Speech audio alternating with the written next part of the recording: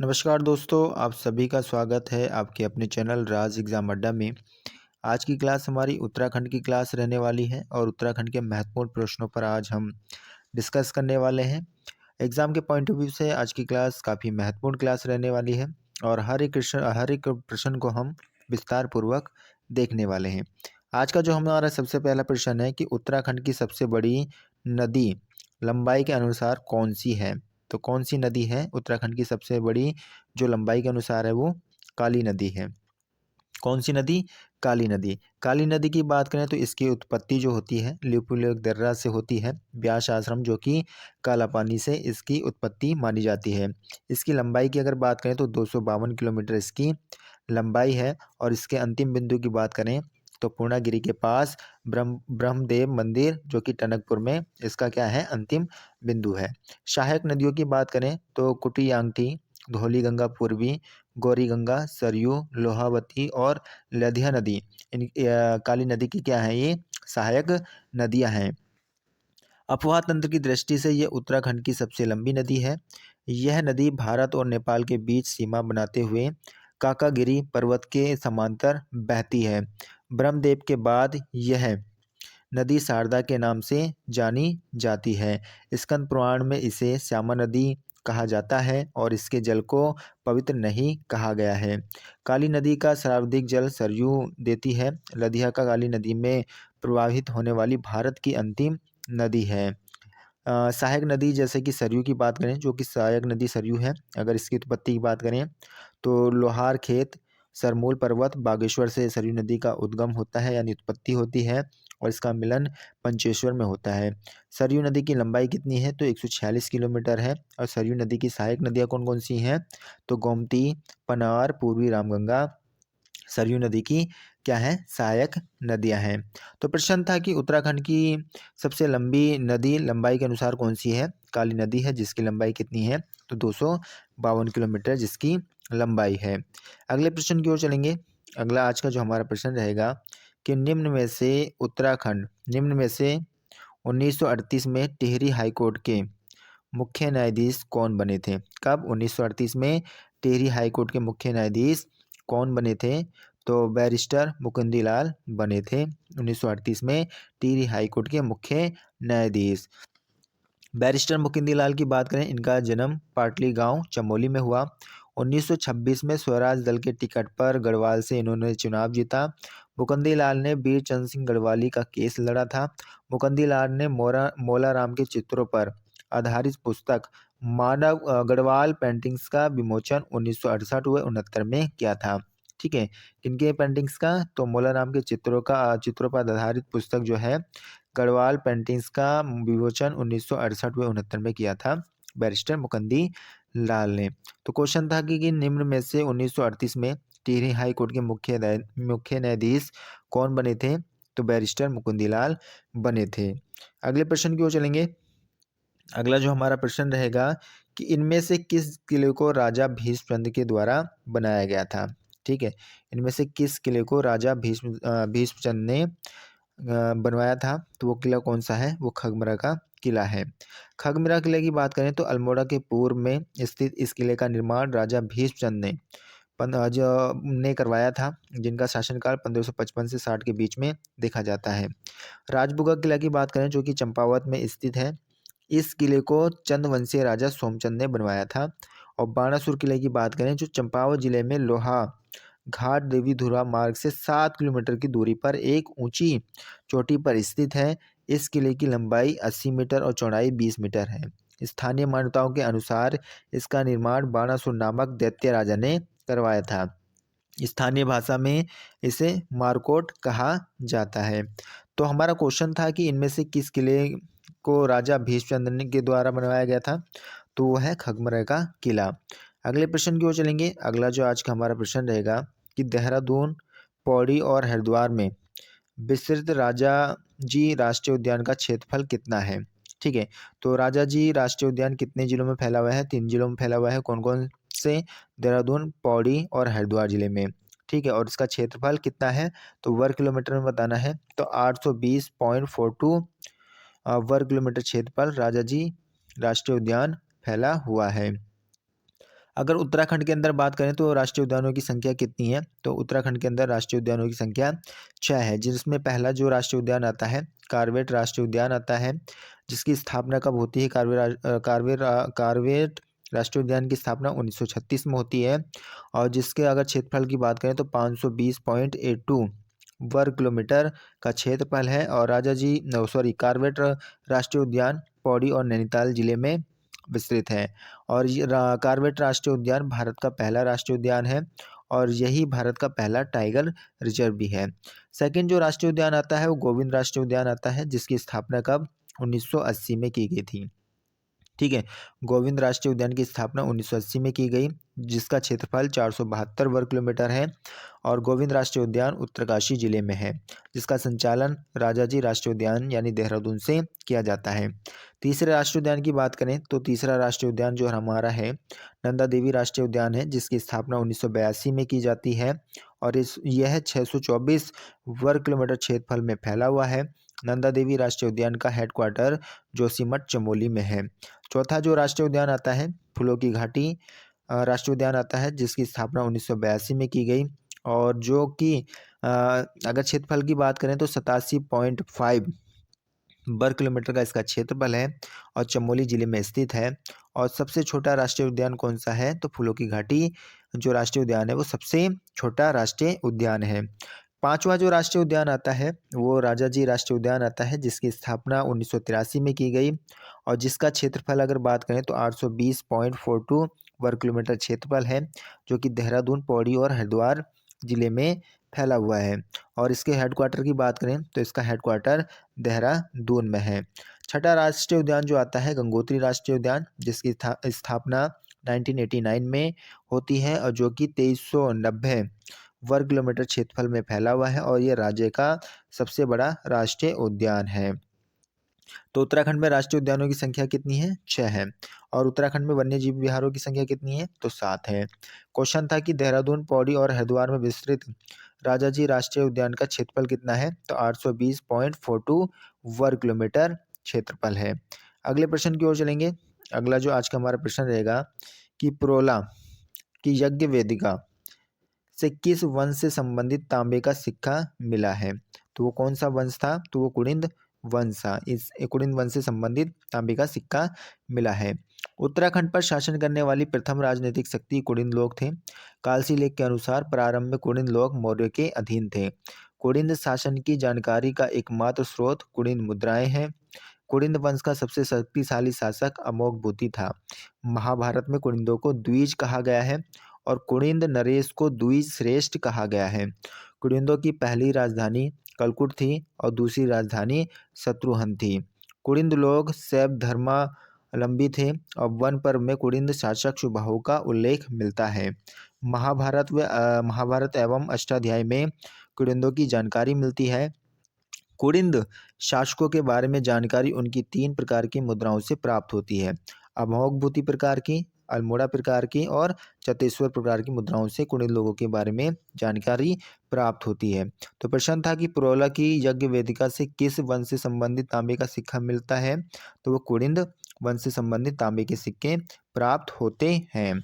अगले प्रश्न की ओर चलेंगे। अगला जो आज का हमारा प्रश्न रहेगा अगर उसकी बात करें तो अगला प्रश्न है कि इनमें से किस साहित्यकार के द्वारा रैवार व अंगार नामक पत्रिका का प्रकाशन किया गया। कौन कौन सी पत्रिका है, तो रैवार व अंगार, ठीक है, नामक पत्रिका का प्रकाशन किया गया। तो किनके द्वारा, तो गोविंद चातक के द्वारा। किनके, गोविंद चातक के द्वारा। गोविंद चातक की बात करें तो गोविंद चातक का संबंध टिहरी गढ़वाल से है। गोविंद चातक के जो प्रमुख रचनाएं हैं केकड़े, दूर का आकाश, बांसुरी बजती रही, काला मुंह आदि गोविंद चातक की ये क्या है, प्रमुख रचनाएं हैं। गोविंद चातक एक एकागी संग्रह जंगली फूल है। इनका एकागी कौन सा है, तो जंगली फूल एकागी है गोविंद चातक का। ठीक है, तो क्वेश्चन था कि इनमें से किस साहित्यकार के द्वारा रैबार व अंगार नामक पत्रिका का प्रकाशन किया गया, तो गोविंद चातक के द्वारा। अगले प्रश्न की ओर चलेंगे। अगला जो आज का प्रश्न रहेगा कि वर्तमान में राज्य के उच्च शिक्षा परिषद के अध्यक्ष कौन है, तो वर्तमान में जो राज्य के उच्च शिक्षा परिषद के अध्यक्ष हैं वो धन सिंह रावत हैं, जो कि एक उच्च शिक्षा मंत्री भी हैं। कौन, धन सिंह रावत। अगले प्रश्न की ओर चलेंगे। अगला जो हमारा प्रश्न रहेगा, किस प्रागैतिहासिक स्थल में, किस में भाई, किस प्रागैतिहासिक स्थल के शैल चित्रों में मानव को शिकार करते और हाथ में हाथ डालकर नृत्य करते दिखाया गया है? तो किस में दिखाया गया है, किन शैल चित्रों में? तो ये अगर शैल चित्रों की बात करें तो लोयथाप में। कहाँ? लोयथाप में क्या करा गया है, मानव को शिकार करते और हाथ में हाथ डालकर नृत्य करते हुए दिखाया गया है। लोयथाप की बात करें तो यह अल्मोड़ा जिले में है। यहाँ से लाल रंग से चित्र 3 शिलाश्रय प्राप्त हुए हैं। मलारी गांव की बात करें, मलारी गांव हमारे कहाँ है, तो चमोली जिले के सुदूर तिब्बत सीमा पर स्थित है। और शिव प्रसाद डबराल ने 1956 में यहाँ से सवादान की खोज की। यहाँ से 5.2 kg का जो सोने का मुख आवरण भी मिला है। साथ में नरकंकाल व मिट्टी के बर्तन मिले हैं। ये बर्तन पाकिस्तान से स्वात घाटी में मिले शिल्प के समान हैं। तो प्रश्न हमारा था कि किस प्राग ऐतिहासिक स्थल के शैल चित्रों में मानव को शिकार करते हुए और हाथों में हाथ डालकर नृत्य करते दिखाया गया है? तो वे लोयथाप में है। ठीक है, अगले प्रश्न की ओर चलेंगे। अगला आज का जो हमारा प्रश्न रहेगा, अगर उसकी बात करें, सुदर्शन शाह द्वारा किन चित्रकारों को अपने दरबार में आश्रय दिया गया है? किनके? सुदर्शन शाह के द्वारा किन चित्रकारों को अपने दरबार में आश्रय दिया गया? तो चैतू और माड़कू को। यानी इसका आंसर क्या हो जाएगा? आंसर नंबर डी हो जाएगा। ए और सी दोनों ही सही है। सुदर्शन शाह की बात करें, इनका शासनकाल 1815 से और कब तक? 1859 तक सुदर्शन शाह का शासनकाल देखने को मिलता है। इनके द्वारा 28 दिसंबर 1815 को टिहरी में अपनी राजधानी बनाई गई। सुदर्शन शाह एक कला प्रेमी कवि था, इसलिए सुदर्शन शाह को कलाविदों का शिरोमणि कहा जाता है। और किनके द्वारा कहा गया? तो मुरुक क्राफ्ट के द्वारा कहा गया। इनके द्वारा 1823 में टिहरी का पहला भूमि बंदोबस्त कराया गया। 1824 में रवाई परगना को टिहरी राज्य में शामिल किया गया। 1848 ईस्वी में सुदर्शन शाह ने टिहरी में राजभवन बनाया, जिसे पुराना दरबार कहा जाता था। सुदर्शन शाह ने ग्रामों की व्यवस्था के लिए कमीण व सयाने की भी नियुक्ति की थी। तो ये इस प्रश्न से ये बातें याद रखनी है। सुदर्शन शाह द्वारा किन चित्रकारों को अपने दरबार में आश्रय दिया गया? तो चैतू और माड़कू को आश्रय दिया गया सुदर्शन शाह के द्वारा। अगले प्रश्न की ओर चलते हैं। अगला जो आज का हमारा प्रश्न रहेगा कि इनमें से कौन सा पर्यटक स्थल उत्तरकाशी में स्थित है? तो इसमें से जो पर्यटक स्थल है जो उत्तरकाशी में है वो ओसला। कौन सा? ओसला पर्यटक स्थल कहाँ है? ये उत्तरकाशी में है। ओसला नामक पर्यटक स्थल यमुनोत्री क्षेत्र में स्थित है। हर की दून कहाँ है? तो उत्तरकाशी में है, जो कि रवाई क्षेत्र में है। यह फतेह पर्वत की गोद पर बना है। हर की दून घाटी में सुपीन नदी बहती है। इस क्षेत्र के इष्ट देवता शमसु हैं। शमसु देवता की पूजा दुर्योधन के रूप में होती है। किन के रूप में होती है? तो दुर्योधन के रूप में होती है शमसु देवता की पूजा। तो क्वेश्चन था कि इनमें से कौन सा पर्यटक स्थल उत्तरकाशी में स्थित है? तो ओसला पर्यटक स्थल उत्तरकाशी में स्थित है। अगले प्रश्न की ओर चलेंगे। अगला जो आज का हमारा प्रश्न रहेगा कि नैनीताल में स्थित नैना देवी का मंदिर कब नष्ट हुआ था? तो ये जो मंदिर नष्ट हुआ था 1880 में क्या हुआ था? नष्ट हुआ था। और नैना देवी का मंदिर कहाँ है? नैनीताल जिले में है। 28 सितंबर 1880 को नैनीताल में विनाशकारी भूस्खलन हुआ था, जिसमें 151 लोगों की मृत्यु हुई थी। प्रथम बार रिकॉर्डन भूस्खलन 1866 व 67 में हुआ था। और 1867 में आपदा प्रबंधन के लिए हिल सेफ्टी कमेटी को भी बनाया गया था। अगले प्रश्न की ओर चलते हैं। अगला जो हमारा प्रश्न रहेगा कि किसके द्वारा देघाट में उद्योग मंदिर आश्रम की स्थापना की गई थी? कहाँ पर? देघाट में। और किसके द्वारा ये मंदिर बनाया गया था? तो ज्योतिराम कांडपाल के द्वारा ये मंदिर बनाया गया था। इनके द्वारा? ज्योतिराम कांडपाल के द्वारा। अगले प्रश्न की ओर चलते हैं। अगला जो आज का प्रश्न रहेगा कि किसके द्वारा जागेश्वर में नवदुर्गा, लकुलिश तथा नटराज के मंदिर बनवाए गए थे? तो किनके द्वारा बनवाया गया? तो इष्टगण देव के द्वारा बनवाए गए थे। इष्टगण देव की बात करें तो इनके द्वारा समस्त राज्यों को एक सूत्र में बांधने का प्रयास किया गया। ये निम्बर देव के पुत्र थे। इष्टगण देव का पुत्र ललित सूर्यदेव था। ठीक है, तो जो कि इष्टगण देव हैं, इनके द्वारा जागेश्वर में नवदुर्गा, लकुलिश तथा नटराज के मंदिर बनवाए गए थे। अगले प्रश्न की ओर चलते हैं। अगला जो आज का प्रश्न हमारा रहेगा, किस नदी का उद्गम खतलिंग हिमानी से होता है? तो भिलंगना नदी का जो उद्गम होता है वो खतलिंग हिमानी से होता है। ठीक है, भिलंगना नदी की बात करें, इसका उद्गम खतलिंग जो ग्लेशियर है जो कि टिहरी में है, यहाँ से उद्गम होता है। इसका मिलन जो होता है वो गणेश प्रयाग पुराना टिहरी में होता है। और भिलंगना नदी की लंबाई कितनी है? तो 110 किलोमीटर इसकी लंबाई है। और सहायक नदियों की बात करें तो बालगंगा, धर्मगंगा व दूधगंगा, ये भिलंगना की सहायक नदियां हैं। अगले प्रश्न की ओर चलेंगे।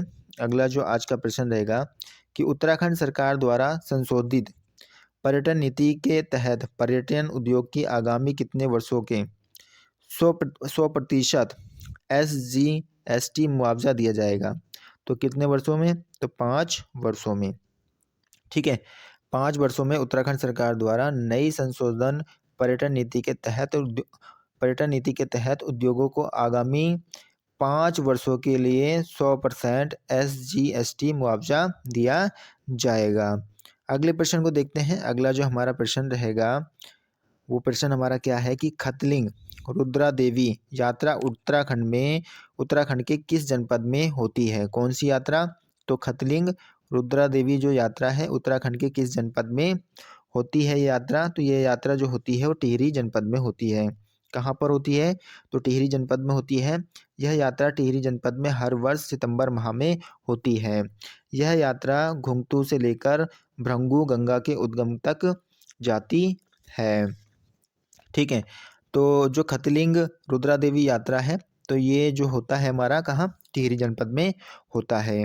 अगले प्रश्न की ओर चलते हैं। अगला जो हमारा प्रश्न रहेगा कि जून 2024 में किसके द्वारा राज्य के देवलगढ़ नामक स्थल में कत्यूरी काल की 4 सुरंगें मिली हैं? तो कहाँ मिली? किसके द्वारा ये खोजी गई हैं? तो ये जो खोजी गई हैं पुरातत्व विभाग के द्वारा। ठीक है, भारतीय पुरातत्व विभाग की बात करें, भारतीय पुरातत्व सर्वेक्षण विभाग की बात करें जिसकी स्थापना 2003 से देहरादून में की गई है। भारतीय वनस्पति सर्वेक्षण विभाग की बात करें, ये कहाँ है हमारा? देहरादून के अंदर है। भारतीय खान ब्यूरो कहाँ है हमारा? देहरादून में है। विज्ञान धाम या साइंस सिटी झांझरा, ये भी कहाँ है? तो देहरादून में स्थित है। अगले प्रश्न की ओर चलते हैं। अगला जो आज का प्रश्न रहेगा कि जून 2024 में उत्तराखंड के किस नेशनल पार्क के अंतर्गत एक निजी बायोस्फीयर स्थापित किया गया है? तो कहाँ पर? तो किस नेशनल पार्क में? तो राजाजी नेशनल पार्क में एक निजी बायोस्फीयर स्थापित किया गया है। कब? जून 2024 में। अगले प्रश्न की ओर चलते हैं। अगला जो आज का हमारा प्रश्न रहेगा, भौगोलिक क्षेत्रफल की दृष्टि से राज्य के किस जनपद का क्षेत्रफल सर्वाधिक है? तो भौगोलिक क्षेत्रफल की दृष्टि से सबसे ज़्यादा जो क्षेत्रफल हमें देखने को मिलता है वो चमोली जनपद में देखने को मिलता है। लगभग कितना? 8030 वर्ग किलोमीटर का क्षेत्रफल देखने को मिलता है। चमोली जनपद की अगर बात करें, इसकी स्थापना 1960 में की गई। 24 फरवरी 1960 को चमोली जनपद की क्या होती है? स्थापना होती है। प्राचीन नाम की बात करें तो लाल सांगा इसका प्राचीन नाम है। और गोपेश्वर का प्राचीन नाम बात करें तो गोपाल गोथला गोस्थल, जो क्या है? गोपेश्वर के प्राचीन नाम है। चमोली जिले से 6 जिले, ठीक है, 6 जिले उत्तराखंड के क्या हैं? लगते हैं। ठीक है, तो अगले प्रश्न की ओर चलेंगे। अगला जो आज का हमारा प्रश्न रहेगा कि इनमें से कौन उत्तराखंड की एक प्रेम गाथा नहीं है? तो इनमें से कौन सा है वो? तो राजूला मालसाही, जो कि उत्तराखंड की एक प्रेम गाथा नहीं है। तो आशा करूँगा आप सभी को आज की क्लास अच्छी लगी होगी। अगर आपको क्लास अच्छी लगी है, लाइक शेयर एंड सब्सक्राइब करना ना भूलें। Thank you.